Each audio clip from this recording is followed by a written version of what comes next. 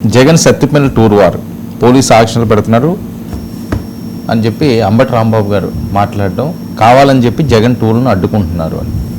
అది నిజమే. ఇప్పుడు రెంటపాళ్ళు అనే ఆ పల్నాడు దగ్గర నాగమల్లేశ్వరరావు అనే అతను చనిపోయాడు, ఆత్మహత్య, పోలీసుల వేధింపుల వల్ల అతను ఆత్మహత్య చేసుకున్నాడని వైసీపీ వాళ్ళు ఆరోపణ విమర్శ చేశారు. అప్పుడు ఇప్పుడు ఆయన్ని పరామర్శించడానికి, ఓదార్చడానికి, ఆయన కుటుంబాన్ని ఓదార్చడానికి ఆయన జగన్ వెళ్తారు అని వాళ్ళు చాలా రోజులుగా చెప్తున్నారు.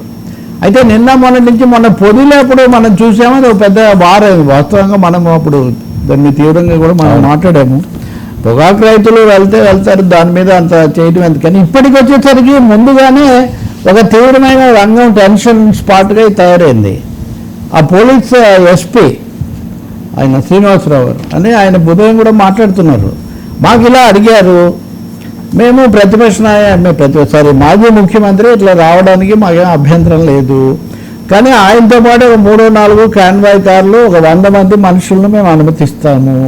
కానీ మాకు వాళ్ళు ఇచ్చినటువంటి లేఖలో మటుకు పెద్ద హ్యూజ్ క్రౌడ్ వస్తుంది, అంటే వేల సంఖ్యలో వస్తారని చెప్తున్నారు. 30,000 మందో 10,000 నుంచి 30,000 అని. మరి అన్ని వేల మంది వస్తే దానికి సంబంధించి క్రౌడ్ మేనేజ్మెంట్కి ఏం చర్యలు తీసుకున్నారు, ఏమేమి జాగ్రత్తలు ఉన్నాయి, ఈ ప్రశ్నలన్నీ మా దగ్గర ఉన్నాయి. కాబట్టి 100 మంది 3-4 వాహనాలు దీని వరకు మా అనుమతి ఉంది తప్ప అంతకుమించి భారీ సమీకరణ జరిగితే మటుకు దానికి సంబంధించి మా దగ్గర ఏర్పాట్లు లేవు అని ఆయన చెప్తున్నారు. అంటే ఆయన జాగ్రత్తగా చెప్తున్నారు. వాళ్ళేమీ జనాన్ని తగ్గించుకొని వస్తామని వాళ్ళు ఏం చెప్పరు కదా. నాయకులు వచ్చినప్పుడు ప్రజలు వస్తారు, మీరు ఎలా ఆపుతారు అని అంటారు. కాబట్టి ఇది కొత్త తాజా. ఈరోజు ఉదయమే సాకే శైలజానాథ్ కూడా, ఆయన మాజీ పిసిసి అధ్యక్షుడు, ప్రస్తుత వైసీపీ, ఆయన కూడా రాజ్యాంగం నిరసన తెలపడానికి సభలకు హక్కు ఇస్తున్నప్పుడు మీరు జగన్ ఎక్కడికి వెళ్తారన్నా ఎందుకు ఆపుతున్నారు? సో వాళ్ళ ప్రజెంట్ పొదులకి విపరీతంగా జనం వచ్చారు. జగన్ వస్తే జనం వస్తారు, జనం వస్తే మీ ప్రభుత్వానికి అది మింగుడు పడడం లేదు, రాజకీయ వాతావరణం మారిపోతుందని మీరు అడ్డుకుంటున్నారు అని. ఇది కాకుండా మూడో కోణం ఏంటంటే, తెలుగుదేశం నాయకులు అసలు ఆయన చనిపోయింది పోలీసుల వాళ్ళు కాదు, అసలు అతను రౌడీ షీటర్ అది ఇంకా మీరు సమస్య ఏదనేది అనవసరం. ఏ అంశమైనా సరే 2 పార్టీల మధ్య రాజకీయ యుద్ధం, మీడియా యుద్ధం, పరస్పర ఆరోపణల యుద్ధం తప్ప ఇంకోటి జరిగే వాతావరణం ఉన్నట్టుగా లేదు. నా ఉద్దేశం ప్రభుత్వము, పోలీసులు కూడా తగు విధంగా దాన్ని జరపడానికి అవకాశం ఇవ్వడం మంచిది. మరోవైపు జగన్మోహన్ రెడ్డి గారు చంద్రబాబు నాయుడు గారు వార్నింగ్ ఇవ్వడం ఏమని నిన్న ఆయన వార్నింగ్ ఇస్తున్నారు కదా, ఏదో తేల్చేస్తానంటున్నారు, చూసేస్తానంటున్నారు, ఏం చేసేస్తారు ఇక్కడ ఉన్నది సిబిఎన్ అని. ఆ బయట ఉంటే చూడండి అమ్మా, పీసీఆర్ బయట తీస్తారు. ఓకే, నేను సిబిఎన్ని ఎవడెవడో ఏదేదో చేస్తే ఊరుకోవడానికి ఇష్టం వచ్చినట్లుగా రౌడీజాలు కానీ, బెదిరింపులు కానీ. సార్ అది నేను కూడా అది నేను విన్నాను. జగన్ ఏదో అన్నారు అంటే చంద్రబాబు అన్నది నేను విన్నాను. నేను అసలు వాళ్ళని ఎదుర్కొన్నాను, తీవ్రవాదులతోనే ఇదయ్యానని. అదే కదా నేను చెప్పేది. ఏమి జరిగినా మాటల యుద్ధం, హెచ్చరికల యుద్ధం, ఒకరినొకరు ఒక రెడ్ బుక్ అని వీళ్ళు అంటారు, కాదు మీ హయాంలో ఇంతకంటే ఎక్కువ అంటారు. ఇప్పుడు ఉదాహరణకు జగన్కి అనుమతి అనుకోండి, యువకులాన్ని అడ్డుకోలేదా, చంద్రబాబుని అడ్డుకోలేదా అని వాళ్ళు వస్తారు. సో ఇక అడ్డుకోవడంలో, తిట్టుకోవడంలో, ఇంకా పోట్లాడుకోవడంలో పోటీ పడుతున్నారు. చంద్రబాబు ఆ మాట్లాడిన మాట నిజమే, కానీ ఏం చెప్పినా చంద్రబాబు నాయుడు చెప్పినప్పుడు ఏ విజన్ గురించో లేకపోతే హైటెక్ సిటీ గురించో చెప్పినప్పుడు పలికినంతగా ఇదంతగా పలకవచ్చు చంద్రబాబు దగ్గర.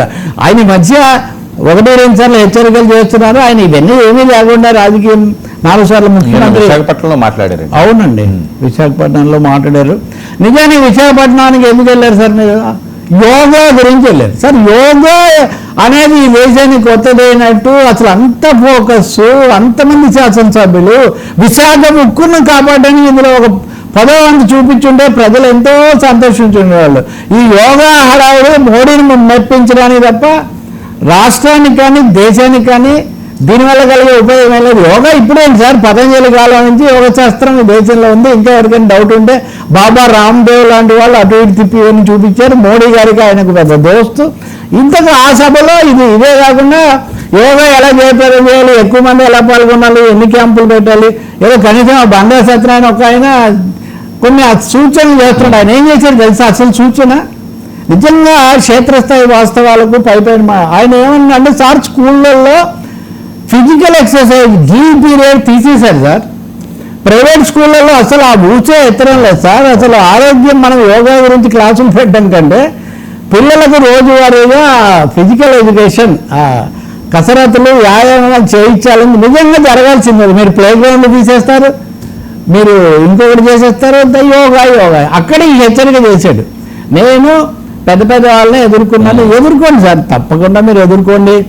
ఎవరు అసాంఘిక శక్తులు ఎవరున్నా చేయండి. విశాఖలోనే చాలా కేసులు వచ్చాయి. ఇంతవరకు మళ్ళీ ఏడాది గవర్నమెంట్ అయిపోయింది, ఏమీ అవి కొలికి రాలేదు. కాబట్టి నేను అనేది ఒకటే, జగన్ ఎక్కడికి వెళ్తాడన్నా కానీ అదొక మళ్ళీ ఒక టూరు వారు అయిపోయిందంటే మటుకు ఫోకస్ ఎక్కడికి పోతుంది, అది ఎవరికి పొలిటికల్ మైలేజ్ ఎవరికి అన్న విషయం అయితే పాలక పార్టీ కూడా ఆలోచించుకోవాలి. మీరు చంద్రబాబు హెచ్చరిక గురించి చెప్తున్నారు. ఇప్పుడు అసలైనటువంటి చక్రధారిగా ఉన్నటువంటి లోకేష్ మన అమరావతిలో ఎవరిని ఒక్కరిని కూడా వదిలిపెట్టేది లేదు, ఎవరైనా తప్పించుకుందాం అనుకుంటున్నారేమో అని కూడా ఆయన హెచ్చరికలు చేస్తున్నాడు. కాబట్టి ఇది ఒక విధంగా సవాళ్ళు ప్రతి సవాళ్లతో యుద్ధం, పరస్పర యుద్ధాలతో ప్రతిజ్ఞలతో ఇది నడుస్తుంది. సత్తెనపల్లికి కూడా మళ్ళీ మరో పొదిలి కాకూడదు, సత్తెనపల్లిని మరో పొదిలి కానివ్వకపోవటం అన్నది మంచిది. విఘ్నతగా ఇది పరీక్షలు ఎలా చేస్తాయనేది ఒకటి ఏం జరుగుతుందో మనం చూడాలి. ఇప్పుడు అంబటి రాంబాబు, సాకే చైల్జనాథ్, మంత్రులు అందరూ వరుసగా దాని మీద మాట్లాడుతున్నారు. పోలీసులకు నిజానికి విరకటంగా ఉంది. అనుమతి ఇవ్వడం ఇవ్వకపోవటం ఒక రియలిస్టిక్ బ్యాలెన్స్డ్ అప్రోచ్తో పూర్తి చేయాలి. సార్ కూటమిలో కోల్డ్ వార్, చంద్రబాబు మాటలతో జనసేనకు షాక్, పవన్ సైలెంట్. ఇది నిజానికి మనం వాస్తవంగా ఇంతమందిని మాట్లాడుతున్నా మీరు జనసేన నుంచి ఒక చిన్న అధికారిక వివరణ కానీ లేఖ కానీ ఏమి చూడరు కదా. పవన్ కళ్యాణ్ కూడా ఆ మాటకు వస్తే చెప్పినా చెప్పకపోయినా ఒక విధమైన షాక్ గురయ్యారు అన్నది జనసేన మిత్రులు కాస్త రాజకీయాలు పరిశీలించే వాళ్ళ అభిప్రాయం. ఎందుకంటే ఆయన ప్రభుత్వం వచ్చినప్పటి నుంచి 1-2 సార్లు మరో 10 ఏళ్ళు చంద్రబాబు నాయుడు ముఖ్యమంత్రిగా ఉంటే తప్ప ఈ రాష్ట్రం బాగుపడదు అనే వైఖరి ఆయన బహిరంగంగా ప్రకటించాడు 1-2 సార్లు. సో చంద్రబాబే ఉండాలని చెప్పడం ద్వారా లోకేష్ను తీసుకురావాలన్న వాదనను పవన్ కళ్యాణ్ పూర్వపక్షం చేస్తున్నారు. కొంచెం దాన్ని డిప్లొమాటిక్ ఆన్సర్ ఇస్తున్నారని ఆయన అభిమానులు, జన సైనికులు వాళ్ళందరూ సంతోషించారు. కానీ ఇప్పుడు చంద్రబాబే చాలా సూటిగా కొత్త నాయకత్వం రావాలి, యువ నాయకత్వం రెడీ అయిపోతుంది, లోకేష్ తనను తాను ప్రూవ్ చేసుకున్నాడు, చాలా దాడులు వీటన్నిటి మధ్య కూడా. అందులో కొంచెం వాళ్ళని బలపరిచే మన మీడియా మిత్రులు కూడా అత్యుత్సాహంతో 1-2 సార్లు అదే అడిగేసరికి ఆయన కూడా బహుశా తను అనుకున్న దానికంటే ఎక్కువ కమిట్ అయ్యి all set for Lokesh take over. He already took over by default. కానీ ఫ్యాక్చువల్గా ఓపెన్గా కూడా లోకేష్కు అధికారం మార్పిడి జరుగుతుంది అన్న ఒక సంకేతాలు చాలా స్పష్టంగా చంద్రబాబు నాయుడు మొన్న ఇచ్చేశారు, జాతీయ మీడియాకు కూడా ఇచ్చారు. ఇవన్నీ అయిన తర్వాత మరో 10 ఏళ్ళు చంద్రబాబే ఉండాలి, మీరే ఉండాలి అనడం ద్వారా పవన్ కళ్యాణ్ కూడా బ్రేక్ వేస్తున్నారని భావించిన ఆయన అభిమానులు ఏమయ్యారు. రెండో విషయం, ఈ అంశం మీద బీజేపీ కూడా సైలెన్స్. బీజేపీ కూడా వ్యూహాత్మక సంబంధాలు నడుపుతుంది తప్ప వాళ్ళేమీ విషయంలో కమిట్ కావటం లేదు.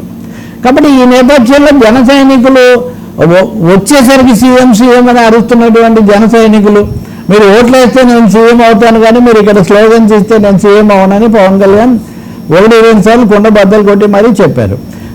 అది నిజమే అయినప్పటికీ చంద్రబాబు నాయుడు కూడా కాదు, లోకేష్ నాయకత్వం చేపట్టబోతున్నాడు, ఆ విషయం చంద్రబాబే ఆశీర్వదించి చెప్తున్నాడు, బొమ్మలు వేసేటప్పుడు కూడా మీ ఇద్దరు కలిపేస్తున్నారు అనేది వచ్చిన తర్వాత పవన్ కళ్యాణ్ ఎలా స్పందిస్తారు? దీన్ని నిజంగా జన సైనికులు జీర్ణం చేసుకున్నారా? నేను ఇంకా చాలా అంశాలు మీకు గతంలో చెప్పాను. కానీ ఇప్పుడు సూటిగా ముందుకు వస్తున్నది ప్రథమ వార్షికోత్సవం అన్నది కోల్డ్ వార్ను క్లైమాక్స్ తీసుకుపోయింది. కూటమిలో ఒక కోల్డ్ వార్ కాస్త ఇది బోల్డ్ వార్ అయిపోయింది. తెలుగుదేశం బోల్డ్గా ఒక వైఖరి తీసుకుంది. మీరు ఎంతసేపటి పవన్ కళ్యాణ్ పేరే చెప్తారు, మా సంగతి ఏంటి అని వీళ్ళు ప్రశ్నిస్తున్నారు. ఎవరు? లోకేష్ క్యాంపు వాళ్ళకున్న ఇబ్బంది వాళ్ళకుంది. అన్ని ఆయన పేరుతో అన్ని విజయాలన్నీ ఆయనేమో నేను చేశానంటాడు. సమస్యలు వస్తే లేకపోతే ఇదిగో ఇట్లాంటి ఆరోపణలు వస్తే అన్ని చంద్రబాబు లోకేష్ ఎదుర్కోవాల్సి వస్తుంది. ఇది ఒక అన్ఈక్వల్, ఈ కెమిస్ట్రీ ఏమవుతుందనే ప్రశ్న వాళ్ళు వేస్తున్నారు. సో వీటన్నిటితో ప్రథమ వార్షికోత్సవం అసలు first anniversary of the government అన్నది కూడా అందరూ కలిసి జరుపుకునే ఒక మెగా ఈవెంట్ లాగా అలా జరగకపోవడం కూడా మనం గమనిస్తాం. చాలా పరిమితంగా, రకరకాలుగా, స్కాచర్డ్గా. దానితో విమాన ప్రమాదం జరిగింది కాబట్టి అది ఆ రోజు వాయిదా పడిపోయింది. కాబట్టి అంత ఆల్ ఈజ్ నాట్ వెల్ అన్నట్టుగా కంఫర్టబుల్గా లేదు కెమిస్ట్రీ. మళ్ళీ దీనికి బహుశా ఆయన ఎప్పుడో వచ్చి దానితో సినిమా ఫ్రంట్లో కూడా కొంచెం అటు ఇటు అవ్వడంతో జనసేన శిబిరం డెఫినెట్గా కొంత అశాంతిగా ఉంది, అసంతృప్తిగా ఉంది. ఇప్పుడు ఆ సర్వేలు వీటన్నింటిలో జనసేన మీద తీవ్ర అసంతృప్తి ఉంది అనే కథనాలు కూడా తెలుగుదేశం వాళ్ళే దీన్ని ప్రచారంలో పెట్టారని కూడా కొంతమంది భావిస్తున్నారు. అంటే మీకేమో అంతా బాగున్నట్టు మా నాయకుడు ఉన్న చోట మాకు సంబంధించిన వాళ్ళ మీదే అసంతృప్తి ఉందని మీరు ప్రచారంలో పెట్టారు. మీరు కొంచెం వెనక్కి వెళ్ళండి వర్మ. పంచవర్ల రమేష్ లాంటి వాళ్ళు తమ వీళ్ళని సెక్యూరిటీ గార్డులను వెనక్కి ఇవ్వటము, లేకపోతే ఈయనెవరు శ్రీనివాస్ లాంటి వాళ్ళు, ఎంపీ శ్రీనివాస్ లాంటి వాళ్ళు బహిరంగం కొంచెం అసంతృప్తి, ఇట్లాంటి ఘటనలు కూడా గత ఏడాది చివరిలో ఇట్లాంటివి కూడా జరిగాయి. కాబట్టి బీజేపీ జనసేన కలిసి అడుగులు వేసింది కూడా మధ్యలో ఎక్కువగా జరగదు. కాబట్టి సంథింగ్ కూటమిలో ఏదో జరుగుతుంది. అది ఏం జరుగుతుంది, ఎంత జరుగుతుందో అనేది ఎలా ఉన్నా కానీ పదే పదే జై లోకేష్ అన్నది జై పవన్ అనే వాళ్ళకి నచ్చట్లేదు. జై చంద్రబాబు అనే వాళ్ళకి పర్వాలేదు కానీ బట్ చంద్రబాబు నాయుడు చాలా స్పష్టంగా నేను హ్యాండ్ ఓవర్ చేస్తున్నాను, యువ నాయకత్వాన్ని సిద్ధం చేస్తున్నాను, యంగెస్ట్ ఎమ్మెల్యేలు మా పార్టీలోనే ఉన్నారు. అక్కడ కూడా ఒక ముఖ్యమైన పాయింట్ ఉంది. పదే పదే మా పార్టీలో ఉన్నంతమంది యువ ఎమ్మెల్యేలు ఇంకెక్కడా లేరు, యువ నాయకులు ఎందుకు లేరంటే వాళ్ళందరినీ లోకేష్ని దృష్టిలో పెట్టుకుని లోకేష్ సేనలాగా వీళ్ళందరూ ఎంపికయ్యారు. మంత్రివర్గంలో కూడా ఇద్దరు ఉన్నారేమో లోకేష్ కంటే వయసులో పెద్దవాళ్ళు. కాబట్టి ఇది ఇస్ ఏ టీమ్ లోకేష్. ఇది టీం లోకేష్ అన్న తర్వాత team lead Pawan Kalyan team సహజంగా టీం పవన్కు కొంచెం కినుక వహించడంగా అది దారితీస్తుంది. ఇప్పుడు సమస్య అందరూ ఊహించారు, ఇది ఇప్పుడు కాదు 2-3 ఏళ్ల తర్వాత అని, మేము శాశ్వతం కాదు కదా అని. కానీ అది ఫస్ట్ ఇయర్ అవ్వగానే వచ్చేసరికి రాజకీయంగా దాని ప్రభావం కొంచెం ప్రత్యేకంగా ఉంది. ఎందుకంటే జనసేన కలిసి ఉండకపోతే గెలిచి ఉండేవాళ్ళు కాదని అందరూ ఒప్పుకుంటున్నప్పుడు ఆ గెలుపుకు కారణమైన ఒక సంధానకర్తగా, ఒక క్యాటలిస్ట్గా పనిచేసిన శక్తి కాస్త అసంతృప్తికి గురి కావటం, చెప్పినా చెప్పకపోయినా, లేదని కూడా చెప్పడం లేదు కదా. చెప్తారేమో ఇంకా మనలాంటి వాళ్ళు 4 మాట్లాడాక మీకెందుకంటే అంత మేము చూసుకుంటాం, మీరేమో అని ఇట్లాంటివి మాట్లాడతారు. తెలిసిందే కదా రాజకీయాల్లో.